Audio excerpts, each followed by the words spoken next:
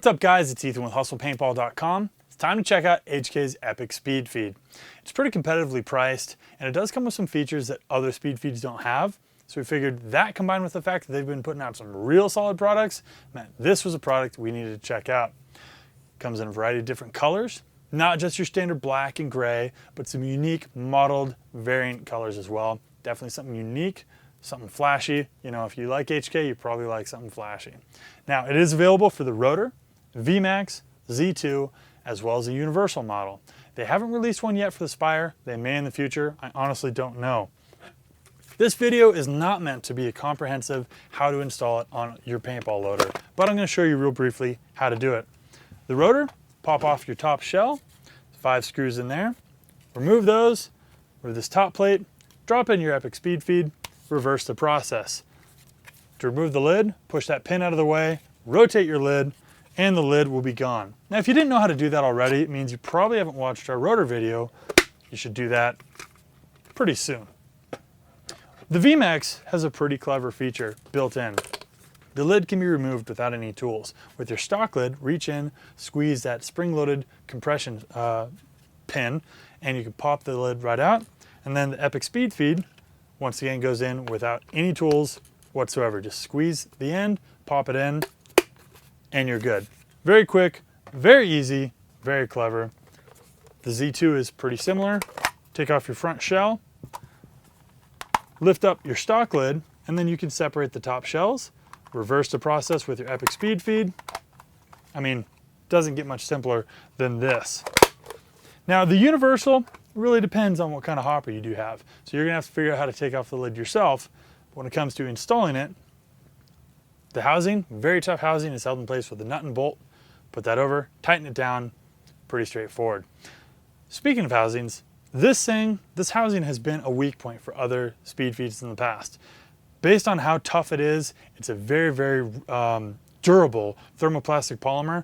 This is not going to be the weak point of this speed feed. This is something they absolutely nailed, both on the Universal, the VMAX, the Z2. This thing, they did very, very well. Now, let's talk about the actual performance of the rest of the speed feed. In fact, let's grab it on a gun. Like I said, the housing's very tough, but the fingers are really what matters. So what we're going to do first, we're going to gently drop a couple paintballs in, then we're going to dump a whole pod, shake it, and see if we can get any to go. So let's start out just 1 or 2. Went right in, went right in. Let's see if we can get one to perch. Nope, hold on. I barely got one able to perch. So if you're loading paint like that, you probably don't want a speed feed, but that's all it takes. Paint goes in really, really well. Load in an entire pod. And let's see if we can get any to fall out.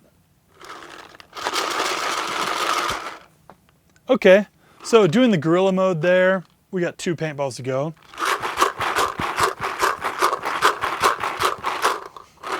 Running like Forrest Gump, got maybe 3 more paintballs to go. The thing is, when you're playing paintball, when you're posted up, when you're shooting, when you're switching hands, you're not going to lose any paint. If you do, the occasional ball here or there doesn't really matter. In my opinion, I think it's more important that paint goes in very gently and easily rather than you keep every single paintball on side. You see, we really had to try hard to get any paint to come out. Now let's move on to one of their most unique features, the rain lid. So it clips in pretty simply. As you can see, doesn't alter the profile much at all. Very, very sleek, very slim, very tough. And this is a cool thing. If you're playing in, you know, kind of okay weather and then suddenly it rains, if you have this with you, it can kind of rescue your butt on the field. The thing is, it's not without flaws. So for instance, you're shooting, you run out of paint. Time to reload. Grab your pod. Oh wait, hold on one second. You kind of have to think ahead. Pull off the rain lid, you can hold it like this, grab your pod, reload, either drop or put it back in your pack, and then there you go.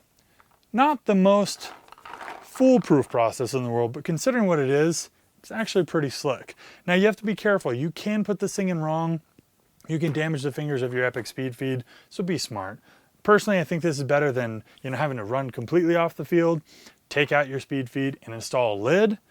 It's not without problems, but it is a clever feature. definitely thumbs up for that.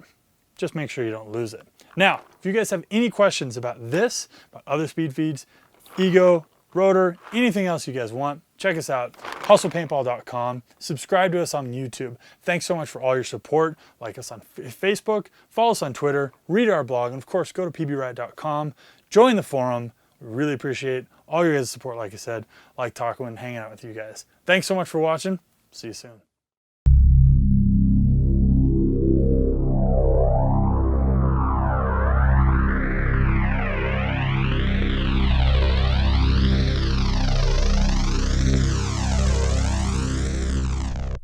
And they've definitely been putting out some other good products. So we definitely